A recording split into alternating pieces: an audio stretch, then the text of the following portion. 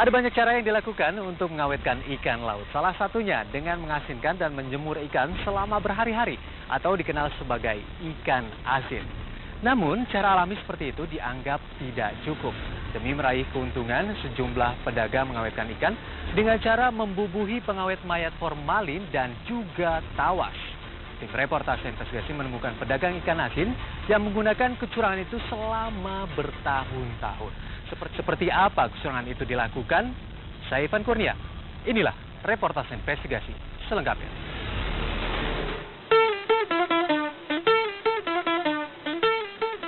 Indonesia merupakan negara maritim. 2/3 wilayahnya merupakan lautan. Wilayah lautan Indonesia ini kaya akan sumber daya alam. Salah satu kekayaan laut adalah ikan. Ikan merupakan bahan makanan mengandung protein tinggi serta asam amino esensial yang diperlukan oleh tubuh. Namun sayangnya, ikan cepat membusuk karena memiliki kadar air yang sangat tinggi dan pH tubuh ikan yang netral sehingga memudahkan tumbuhnya bakteri pembusuk. Sifatnya mudah busuk ya. Kita untuk melakukan nilai tambah juga kita bisa menyarankan mereka untuk diolah, baik itu diolah di asin, dikeringkan atau dibuat bakso, kerupuk atau lain-lainnya, tapi dengan cara-cara yang baik lah. Salah satu pengawetan yang populer adalah dengan diasinkan. Warga pesisir biasanya mengawetkan ikan dengan cara menghambat pembusukan lewat proses penggaraman dan sering disebut ikan asin. Ikan asin yang memiliki cita rasa dan aroma yang menggugah selera ini terbilang populer sebagai lauk pauk yang lezat.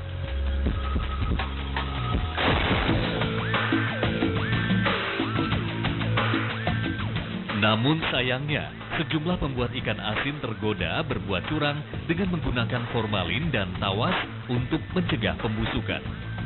Kami kemudian mengumpulkan sampel acak dengan membeli ikan asin dari berbagai tempat seperti pasar dan supermarket. Kemudian, sampel acak ini pun kami uji di Laboratorium Teknologi Pangan Fakultas Teknik Universitas Pasundan Bandung.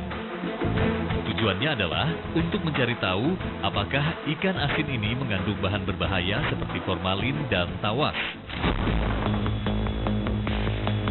Dan hasilnya cukup mengagetkan. Dari 11 sampel ikan asin, 4 sampel positif mengandung formalin dan tawas. 2 sampel positif formalin, namun tawasnya negatif. Sementara itu, 2 sampel negatif formalin, tetapi positif tawas, dan hanya 3 sampel yang negatif formalin dan negatif tawas. Hasil uji lab yang terbilang bervariasi ini menunjukkan bahwa ada beberapa oknum pembuat ikan asin yang menggunakan formalin dan tawas dalam proses pembuatannya. Formalin atau formaldehida merupakan bahan kimia yang digunakan sebagai pengawet. Namun formalin ini bukanlah pengawet makanan.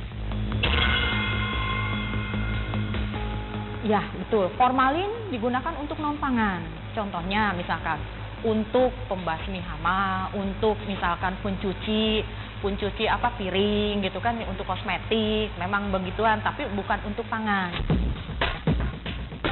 Kami pun mencoba melakukan penelusuran siapa pembuat ikan asin dengan bahan berbahaya tersebut. Sebut saja Asoy.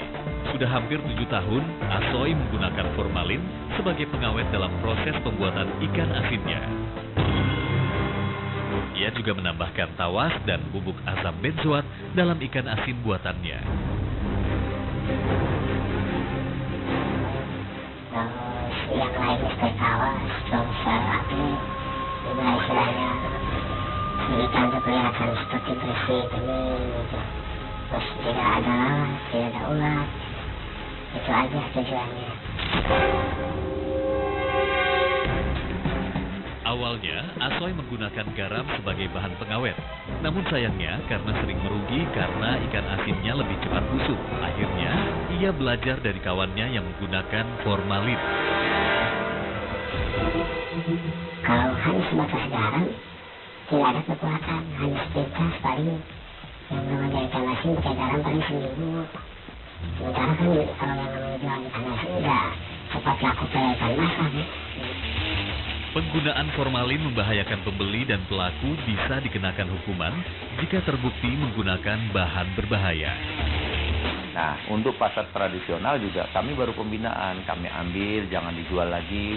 Baru sebatas pembinaan itu, belum bisa menerapkan sanksi hukum karena harus disosialisasikan dulu. Kecuali kalau memang yang sudah tertangkap tangan, ya kami bekerja sama dengan aparat hukum, langsung kita adakan tindakan proses hukum sampai ke masuk penjara juga pernah kita lakukan. Asoy pun mengajak kami berbelanja bahan-bahan yang digunakan dalam proses pembuatan ikan asin.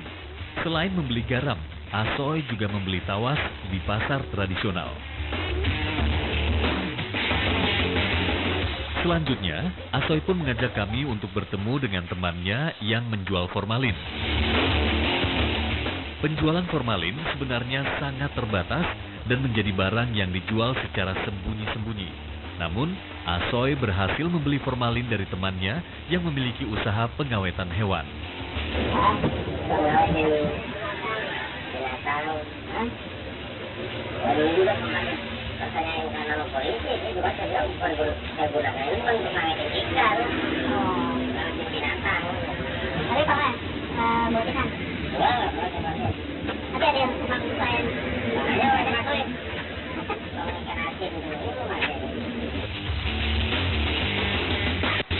Setelah membeli formalin, Asoy membeli ikan, terutama ikan yang kondisinya sudah tidak bagus.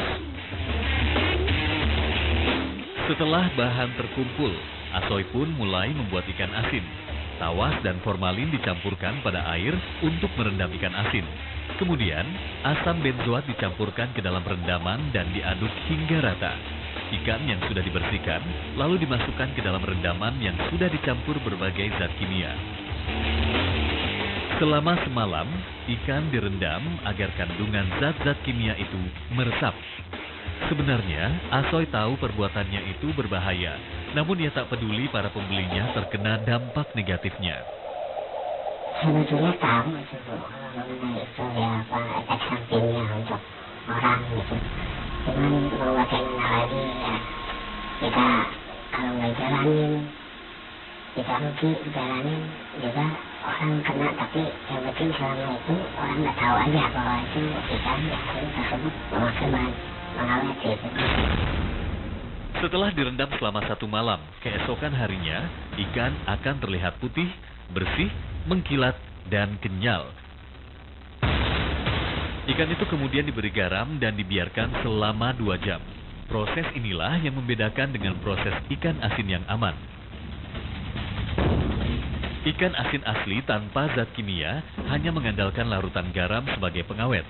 Padahal, untuk ikan yang berukuran besar, lama penggaraman ikan berkisar antara 1 hingga 6 hari. Ikan itu kemudian dijemur selama 2 hari. Saat inilah, ikan mudah busuk karena lalat sering hinggap dan meninggalkan telur lalat. Itu hanya supaya tahan lama dan tidak dikerumunin lalat waktu saat dia menjemur itu. Karena kalau dikerumunin lalat kan mudah busuk dan lain-lainnya. Dan hanya sebatas itu. Waktu kita sudah melakukan penyuluhan sebenarnya sih sudah ngerti iya tidak. Tapi ya kadang-kadang karena takut dengan ancaman rugi dan lain-lainnya akhirnya masih dilakukan. Ternyata zat-zat kimia dalam ikan membuat lalat tak mau hinggap. Lalat juga tidak mau menghinggapi ikan asin buatan Asoy yang dijual di pasar. Selanjutnya, kami pun mencoba melakukan penelusuran ke beberapa tempat penjual ikan asin untuk menelusuri lapak lainnya. Kami ingin memastikan berapa banyak penjual ikan asin yang ciri fisiknya seperti ikan asin Asoy.